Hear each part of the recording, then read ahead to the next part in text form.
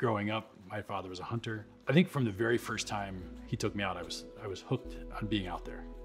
I hunt for food, but there's a whole experience with it. There's a whole interaction with the environment. To be part of the interaction of not just me and a deer, but me and the squirrel and the chipmunk, or just to see the eagle fly over while you're there. It's just, they truly are majestic. It's crazy.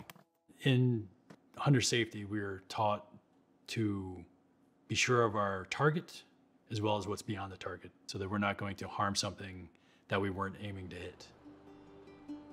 Lead poisoning has been a known issue for decades. Lead has been taken out of things like gasoline and paint.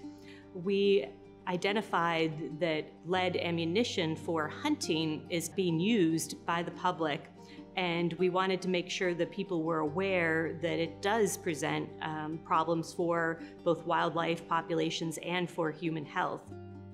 So in December of 2020, the New York State Department of Environmental Conservation formed the Non-Lead Working Group, which consists of people from the Department of Environmental Conservation, the Department of Health, Cornell's Wildlife Health Program, and some other organizations, to look at what are the hazards of lead hunting ammunition and ways to minimize the impacts of that ammunition. Lead ammunition is a softer metal, so that when a lead bullet hits a target, say a deer, it fragments into a lot of little pieces of lead that can move quite a distance away from the wound channel. With a non-lead ammunition like a copper, it primarily stays together as it goes through the animal. Eagles are sort of a good poster species for issues because people tend to pay attention to them as an American icon. Eagles acquire lead by scavenging the organs that are left behind after a hunter field dresses a deer, or if an animal is shot and it's not recovered. A fragment as small as a grain of rice can kill a bald eagle.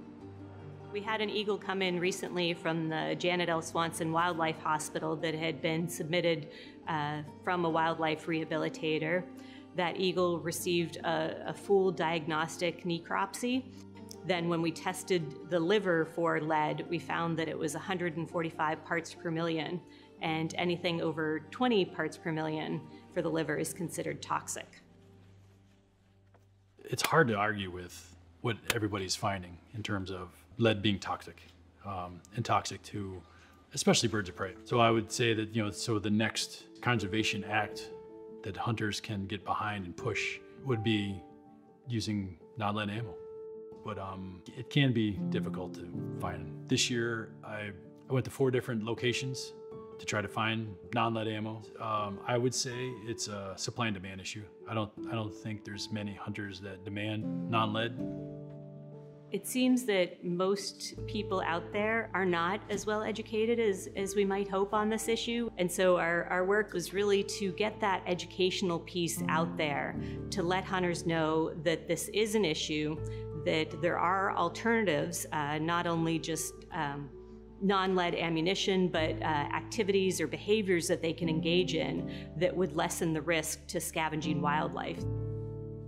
When Kristen came to me with this project that she'd developed in conversations with the DEC, the request was to develop a video that could be used in the hunter education courses. And so from our perspective as risk scholars, it's important for people to engage with the information and come to an informed judgment about what's important for them. But we want to provide the information in a way that they can weigh it and weigh the pros and cons and engage with that. One of the main roles that we have is trying to reflect the views of hunters back to the DEC and back to the Department of Health to provide them that additional capacity and expertise. And so it really is a true collaboration. For us, it's not trying to impose on hunters that we think you should switch from lead to non-lead ammunition. It's showing we genuinely believe that this is an important part of the future of environmentally conscious hunting, where hunters have been the leaders for over a century. I value the relationship with Cornell and their wildlife health program. Bringing this topic to the forefront and working with us to both educate our instructors and educate new hunters, and giving us some tools to do that. We were able to answer, does lead have a population impact? And the answer was yes.